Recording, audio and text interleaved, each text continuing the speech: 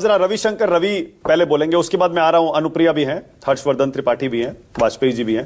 पहले रविशंकर रवि, ये रोहिणी आचार्य के फैसले पर, ऐलान पर आपकी कोई राय है क्या? एक बार फिर से वो संजय यादव और रमीज का नाम ले रही है। मुझे लगता है कि ये उनका व्यक्तिगत विचार है, उनकी व्यक्तिगत राय है जो उन्होंने ट्वीट किया है। इस पे पार्टी की तरफ से मैं कुछ ज्यादा क्या ही कह सकता हूँ। अच्छा चलिए फिर हार पे बोलिए, क्यों हार गए?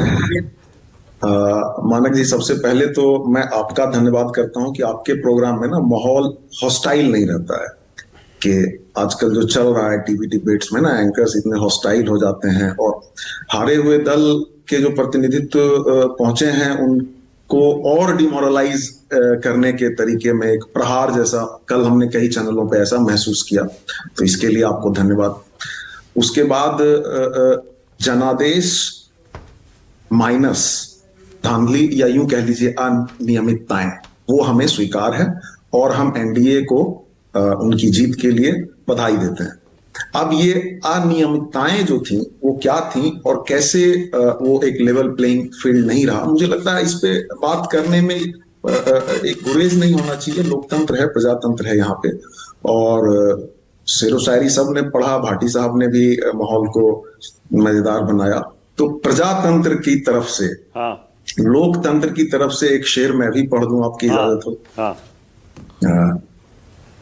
अपने हाथों में खंजर उठाकर कितना मासूम चेहरा बनाकर, अपने कांधों पे है मेरे कातिल मेरी मैयत उठाए हुए हैं। ये प्रजातंत्र लोकतंत्र कह रहा है चुनाव आयोग से कि आप ही ये लेवल प्लेइंग फील्ड जो आप नहीं प्रोवाइड करते हो उसके लिए, और ये प्रक्रिया शुरू हो जाती है एसआईआर से। उसमें अनियमितताएं थी। मजेदार बात यह है कि आज भी सर्वोच्च न्यायालय में वो मामला चल रहा है, चुनाव हो गया, दूसरे राज्यों में एसआईआर की प्रक्रिया शुरू हो गई, 26 नवंबर का डेट है। मुझे लगता है कि एसआईआर प्रक्रिया कैसे की जानी चाहिए इसके लिए पार्लियामेंट में बहस हो। अब कोई ये ना कहे कि चुनाव आयोग एक संवैधानिक संस्था है इसीलिए सब उस पर छोड़ दो कि वो कैसे करते हैं। ठीक है, नहीं, अगर आप चुनाव आयुक्त को बचाने के लिए कानून पास कर सकते हैं तो एसआईआर प्रक्रिया कैसे की जानी चाहिए देश में एक सर्वदलीय सहमति क्यों नहीं हो सकती? आपका जवाब भी बहुत सधा हुआ जवाब है रवि, बहुत बढ़िया, और मैं सम्मान करता हूं उस जवाब का। आपने कहा जनादेश माइनस अनियमितताएं हमको स्वीकार है सिर आंखों पर, बहुत बढ़िया। अब जरा एसआईआर को एक सेकंड साइड पे रखिए, बाकी कारणों पे आइए ना जरा, अब उसके अलावा बताइए ना क्यों हार गए।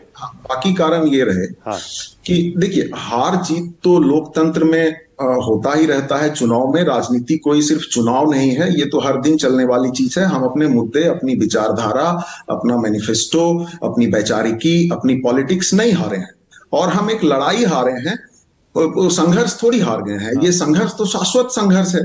ये दक्षिणपंथी तानाशाही अधिनायकवाद से ये लड़ाई समाजवादियों की जारी रहेगी। तो अब क्यों हार गए, इस पे हम चिंतन मनन करेंगे, इसका विश्लेषण करेंगे। थोड़ा ठहर के तमाम तरह के आंकड़े हमारे पास आ जाएं और देखिए। अच्छा, किससे हारे आपने? ये मोटे तौर पर अधिनायकवाद, दक्षिणपंथी राजनीति और ये सब ठीक है, ये तो हो गया, बड़ी बड़ी बातें हैं, कहने में बड़ी अच्छी लगती है। मैं पूछ रहा हूं, सुनिए ना, एक मिनट रुकिए ना, मैं पूछ रहा हूं, ये आप मोदी से हारे या नीतीश कुमार से हारे या एनडीए से हारे? भाई एनडीए में दोनों ही दल थे, तो हम एनडीए के खिलाफ लड़ रहे थे, हम कॉरपोरेट घरानों के खिलाफ लड़ रहे थे, हम मीडिया के इकोसिस्टम से लड़ रहे थे, तो उन सबको भी बधाई है। लोग भी जीते हैं कहीं ना कहीं अप्रत्यक्ष रूप से। और अच्छा, आप कुछ तो बताइए, महागठबंधन में भी कोई जिम्मेदार है क्या इस हार के लिए? बहुत सारे लोग बोल रहे थे तेजस्वी जिम्मेदार हैं, कुछ लोग बोल रहे हैं राहुल जिम्मेदार हैं। किसी भी चुनाव में जब हार होती है तो ऐसा तो है नहीं कि हमें कमजोरियां नहीं रही होंगी। अब किसी को पिन पॉइंट करना किसी विशेष व्यक्ति पे या विशेष दल पे या किसी एक विशेष बिंदु पे, वो तो अभी ठीक नहीं होगा। और कुछ कमियां जरूर रही होंगी जिसकी वजह से हम हारे हैं, ऐसा तो है नहीं। क्या जंगल राज का दाग नहीं धो पाए क्या आज तक तेजस्वी यादव? लालू जी से विरासत तो मिली, उनकी ताकत भी मिली, वोट बैंक भी मिला, लेकिन साथ में ये बैगेज भी ऐसा मिला है जो उसको पीछा नहीं छुड़ा पा रहे उससे। मानक जी, ये जो इलेक्टोरल पॉलिटिक्स है ये एक अजीब सा अरिथमेटिक है कॉन्स्टिट्यूएंसी वाइज। आप अगर देखें तो आज भी हम सिंगल लार्जेस्ट पार्टी हैं, हार जाने के बाद भी 23 दशमलव वोट परसेंटेज जो है हमारे पास वोट शेयर है, तो हम जेडीयू से बड़े हैं। सिंगल लार्जेस्ट पार्टी की मैं बात करूं तो हम बीजेपी से बड़े हैं। लेकिन हाँ, ये बात है कि जिस भाषा की निम्नता पे जाया गया, गिराया गया चुनाव प्रचार में, जिसका चुनाव आयोग ने कोई संज्ञान नहीं लिया, बहुत चीजों का संज्ञान नहीं लिया गया।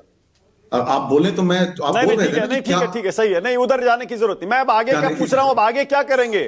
तेजस्वी यादव क्या करेंगे? आपके महागठबंधन का क्या होगा? टूट जाएगा?